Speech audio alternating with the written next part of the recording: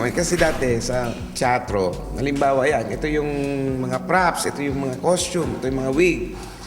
Alam mo yung minsan may mga activities kami na kukuha ka ng anong gamit, impromptu na gamit, kung anong magawa mo. Ilagay ka ng wig, tapos kung ano, damit. Alam mo yung anong karakter ka, tapos maglabas mo, i-interviewin ka ngayon parang facilitator, sino ka? So kailangan alam mo kung sino ka, ano ka, ganun. This week, nakilala natin ang am girl na si Doris, the Explorer. Baby! Naku. Si Doris, New Yorker na tinawagan ni Lola kasi medyo lahat, marami sana maraming karakter ang dumating kasi nga naghihingalo na si Lola. So lahat na family ay nagsisiuwian para sa huling habili ni Lola. Si Doris na mukhang may gusto kay Alden na mukhang gagawa rin ng paraan para mapaibig niya pero imposible. At syempre, the character that we love to hate, si Lola ni Dora, Esperanza y Byuda the Explorer. Wow. Wala talaga kayong pakinabang.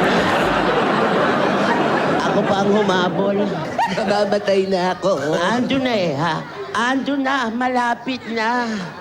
Ayun na susungaban na lang.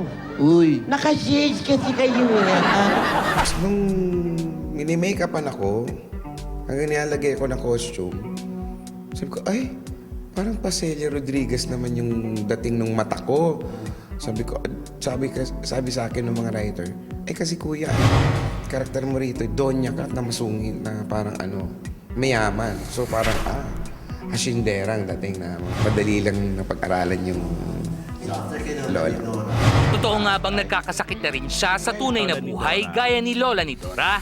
Kumbaga yung time na yun, may talagang inubo ako for almost inabot ako ng 3 linggo.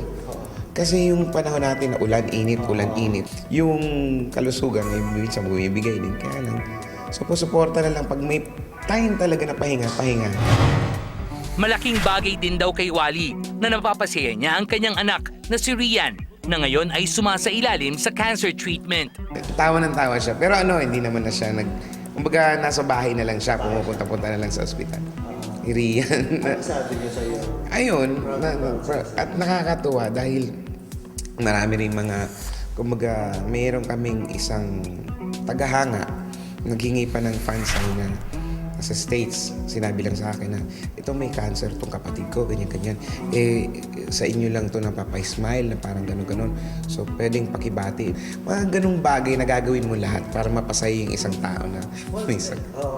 Marami pang karakter ang uusbong sa Kalye serye at pangako ni Wally, hindi niya bibiguin ang mga manonood sa bawat role na gagampanan niya. Malaki po ang pamilya ng ni Dora family. Malaki ang pamilya. So, abangan niyo po kasi kumbaga parang ganitong frame na family tree na gagampanan ko. So, sana talagang hindi na makeup lalagay sa akin. Yung aesthetics na talaga. Ay, hindi pa mamamatayan si Lola kasi nga naniniwala din yan sa forever. So, hahaba pa ang buhay malamang.